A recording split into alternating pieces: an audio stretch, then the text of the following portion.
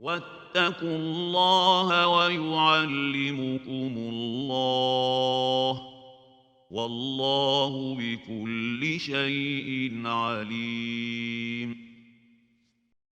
الحمد لله رب العالمين والصلاة والسلام على أشرف الأنبياء والمرسلين نبينا محمد وعلى آله وصحبه أجمعين. Welcome to the first part of practical steps to seeking knowledge. Inshallah ta'ala, this first part will be about al-manhajiyyah fi talab al-ilm, the curriculum and the steps a talib al-ilm should take when he's going about seeking knowledge. Because when a person wants to seek knowledge, it's not that you pick up any book that you find interesting and you read it and you complete it and then you move on to another book that you find interesting and then you read that and then all of a sudden you'll become a scholar or you'll become a student of knowledge. That's not how it works. You have to go through specific steps. You have to study certain sciences and specific books for you to get to a certain level and for you to be a student of knowledge or a scholar, bi'idhnillah ta'ala. So inshallah ta'ala, what we'll be talking about is the different sciences a talib ilm should go through, because ilm is made up of, or knowledge is made up of different sciences, and a talib ilm needs to study these essential sciences. So we'll go through it step by step.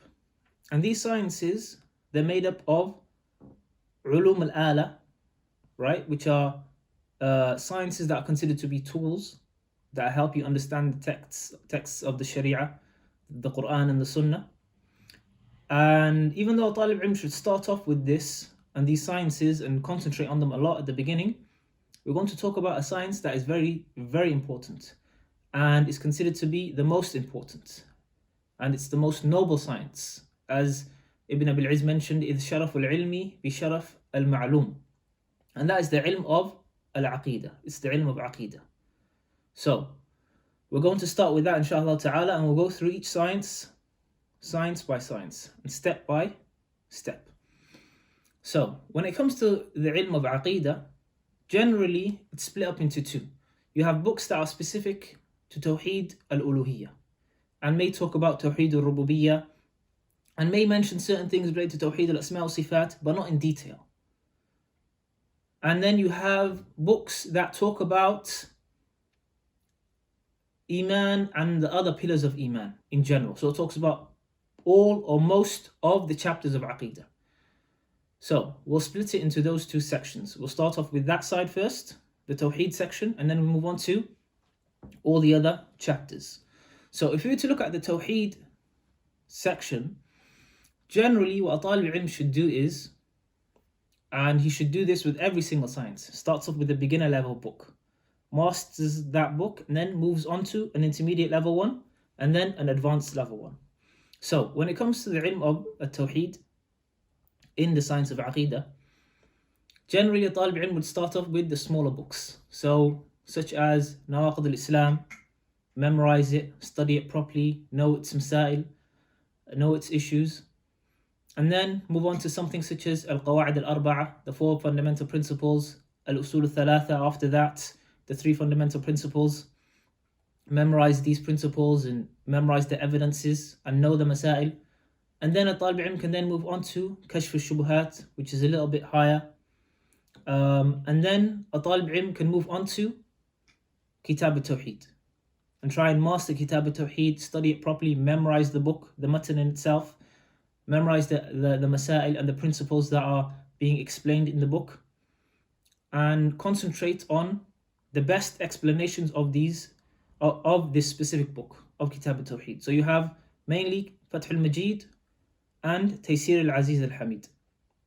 So what a Talib Ilm should do is pick one of these two explanations, and he's going to use that as a book that he's going to do constant revision of. It's going to be part of his revision pack. So what he's going to do is, once he's mastered these smaller books and Kitab al-Tawheed, and he's understood the sharh properly, he will kind of transfer some of the principles and some of the things that aren't inside Kitab al-Tawheed that he might have benefited from the smaller books onto his Fath al-Majid, his copy of Fath al-Majid, or a notebook on the side. And he's going to use that as a revision pack. All right, he's going to revise it constantly, because that's the reality of ilm. If you don't revise it, you'll forget it. And there's many different ways of revising it. From the best ways is actually going over the book again and again. From it is also teaching. Teaching is from the best ways of revising your knowledge. And then you can go on and read books that talk about specific masail related to Tawheed al-Uluhiyyah or Tawheed al-Rububiyyah. So you can maybe read a book specific that's specific to Tawheed, specific to al-Istighatha, specific to al-Tawassul, maybe a book that's specific to Mafhum al-Ibadah.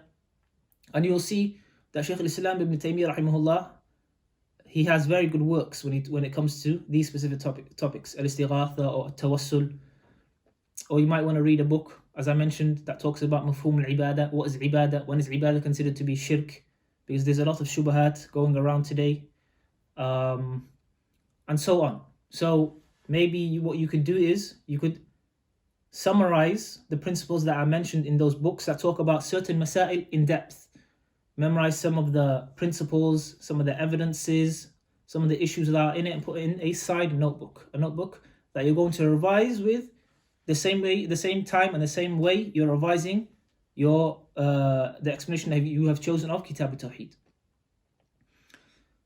Now let's move on to the other section, which is the section that talks about all of the chapters of Aqeedah, or most of the chapters of Aqeedah. So all of the pillars of Iman. It doesn't talk about Allah subhanahu wa ta'ala only, it talks about belief in the angels, belief in the prophets, in the hereafter, in the messengers, in Qadr, and everything else that's related to these topics. So generally, a Talib Ilm would start off with Al-Aqeedah al-Wasitiyya by Shaykh al-Islam ibn Taymiyyah. Concentrate on what's in the book. Don't try and look for masail that will go over your head. Concentrate on what's in the book. Master what's in the book. Don't worry about how to refute the opinion of those that go against the Aqeedah of Ahl Sunnah and what is their evidences and this and that. You'll come to that at a later stage. Just concentrate on what's in the book. Master that, and then memorize it if you can. Otherwise, memorize the evidences and the masail in the book. And then you can move on to a book that concentrates on al-Asma wa Sifat, the names and the characteristics of Allah subhanahu wa ta'ala, such as Al-Qawa'id al-Muthla by Shaykh ibn Uthaymeen rahimahullah. It's a book that talks about principles related to the names of Allah and principles related to the characteristics of Allah subhanahu wa ta'ala. And these are the principles of Ahl Sunnati wal Jama'ah. This is the way the Prophet sallallahu alaihi wasallam and his Sahaba understood the names and the characteristics of Allah subhanahu wa ta'ala. Once you've mastered that, memorized the principles, you can then move on to a book such as Al-Aqeedah al-Tahawiyyah by Imam al-Tahawi. There are certain masail, even though it's not a big book, the matan I'm talking about, it's not. There are certain masail that are not mentioned in Aqeedah al-Tahawi, Aqeedah al-Wasitiyya, that are mentioned in Al-Aqeedah al-Tahawiyyah. So concentrate on that book, concentrate on the Sharh by Ibn Abil Izz, summarize the principles, go through it thoroughly, and then what you can do after that is move on to a kitab by Shaykh al-Islam called Al-Hamawiyyah. Or, before you move on to that, read through Talkhis al-Hamawiyyah by Shaykh ibn Uthaymeen. It'll give you a clearer picture of the book Al-Hamawiyyah, and it somewhat puts it in order, and it gives you principles, and it'll help you to extract the information and the principles that Shaykh al-Islam is trying to explain to you. So after that, you can probably move on to Al-Hamawiyyah, and then after that, you can move on to Al-Tadmuriyyah by Shaykh al-Islam. And when you're studying Al-Tadmuriyyah, make sure you concentrate on the principles that Shaykh al-Islam is mentioning. Try and summarize it. And before you maybe start studying the book, make sure you have knowledge of certain mustalahat, certain terms that the manatiq, the people of mantiq use. Because you'll come across this in the book. You'll come across mushakkak and mutawati and al-adam wal-malaka and all of these other terms that they use. So if you're not familiar with these terms, you won't really understand what Shaykh al-Islam ibn Taymiyyah is talking about.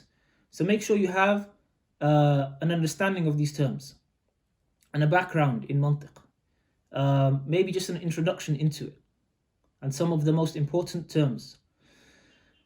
Concentrate, try and understand it properly, concentrate on that which Shaykh al-Islam mentions, those 7 principles, and that what he mentions about al-Qadr and the Tawheed towards the end of the book.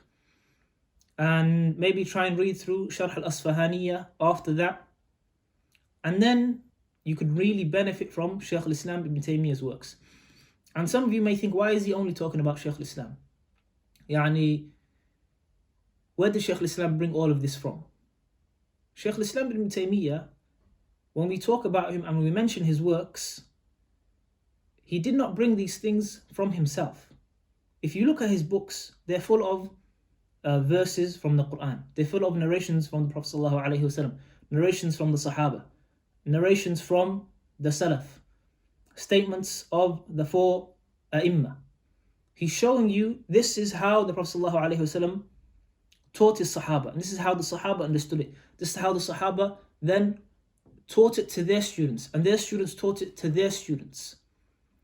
He's not using principles that are outside the Quran and the Sunnah, like some groups have and some certain sects have, where they rely on philosophical principles from Greek philosophy and other than that. But he's showing you that our religion is taken from the Quran and the Sunnah and the way the Sahaba radiallahu anhum understood it. And he's taking you back to the original sources. That's the benefit from that we get from the books of Shaykh al-Islam. So then you can concentrate on Majmu' al-Fatawa, the first few volumes, which is the volumes that talk about issues related to al-Aqeedah. And you can benefit from his other books, whether it's Minhaj al-Sunnah or any other book he wrote, whether it's Bayan Talbis al-Jahmiyyah, or any of the other books Shaykh al-Islam wrote, or any of the other books that Ibn al-Qayyim rahimahullah wrote in specific issues. So what you can do after that is, once you've reached an advanced level, so you started with the beginner book, you moved on to an intermediate level one, then you moved on to an advanced level book. You're going to choose one of those advanced level books that cover most of the abwab, most of the chapters of Aqeedah. So for example, Sharh Ibn Abil Izz on al-Tahawi, on Aqeedah al-Tahawiyah. And you're going to make that your revision part of your revision pack, okay, for Aqeedah. And what you're going to do, you're going to have a separate notebook.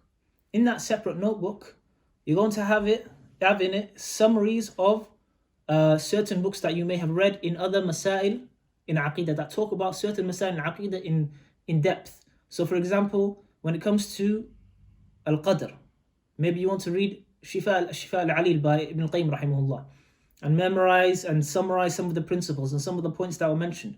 Have that notebook and write it down in that specific notebook. Maybe you come across a book that talks about belief in the hereafter and certain masail related to it. Summarize that book and summarize some of the points and put it in that side notebook. So all the other books in Aqeedah that you come across, you want to have a specific notebook where you take down the fawaid, the benefits and the principles and all of the other important information that isn't in Ibn Abil Izz's explanation of Al-Aqeedah al-Tahawiyah. And on top of that, what you need to also give importance to is the books of Aqeedah that were written by the A'imma, the early scholars. Whether it's from the scholars from the early generations or those that were close to the early generations. So you have Usul al-Sunnah by Imam al-Humaydi, you have Usul al-Sunnah by Imam Ahmad, you have Usul al-Sunnah by al-Muzani, you have Usul al-Sunnah by al-Kirmani, you have al-Lalakai's Usul al-Sunnah, where Imam al-Lalakai, Usul al-I'tiqad, where Imam al-Lalakai gathered a lot of the narrations of the Sahaba and the scholars and the Salaf who came after the Sahaba, the students of the Sahaba, the students of the students of the Sahaba. You have Al-Sharia by Imam al-Ajurri, you have Al-Ibana by Ibn Battah. So these books that when you open up, all you find is narrations. You start Haddathana, and then you see قال الإمام مالك, قال ابن السيرين, قال الزهري, قال يحيى بن معين, قال أحمد, قال ابن مبارك. And if you haven't studied the foundations of the Aqeedah of Ahl Sunnah and the principles of the Aqeedah of Ahl Sunnah, you won't really benefit that much from it. You won't see why it's so valuable and why does their kalam, their speech, why does it have such a weight? Because even though their speech is not considered to be evidence in of itself, because the evidence is that which is in the Quran and the Sunnah and the ijma' of the Ummah, the consensus of the Ummah. But their speech is a lot heavier and weighs a lot more than the speech of those that came after them, because they're closer to the Prophet ﷺ than those who came after them. They're closer to the Prophet ﷺ than us. That's why their speech is a lot heavier and weighs a lot more than ours, and is more important than ours when it comes to issues related to the religion. So once you've understood these principles and you've studied them properly, you can open up these books and you can see what the Imam said about these issues, and you can see how it goes against those that came after them, and how they went against the Aqeedah of the Sahaba radiallahu anhum, and that which they learnt from the Prophet sallallahu alaihi wasallam, and how the early generations weren't upon that which these later generations are upon, and that which they built their Aqeedah based upon Greek philosophy and principles from Greek rhetoric. And you'll admire and have admiration for the A'imma, and how much effort they put into spreading the correct Aqeedah and nurturing the people upon the correct belief, that which the Prophet ﷺ spread and that which the Sahaba radiallahu anhum believed. So make sure you have a book that you're going to constantly revise over, and a notepad which you're going to have summaries and principles of all of the other books of Aqeedah you're going to read and benefit from, inshallah ta'ala. And you're going to constantly go over that, because that's the reality of ilm. It's constantly revising and going over and over again. And that's an overview of how to study Aqeedah, even though it's not a specific way, because when it comes to studying these sciences, there isn't one specific way. You can take many different routes, but there's a general way that the scholars and Tulab al-Ilm take when they're studying the religion. And these are just the fundamentals. You can go into many different topics when it comes to the ilm of Aqeedah. You can go into the topic of atheism and do more research on that and combat all of these doubts that are being faced against, that the Muslims are facing and are being directed towards the Muslims today. Or you could talk about other issues that people may be facing when it comes to Aqeedah.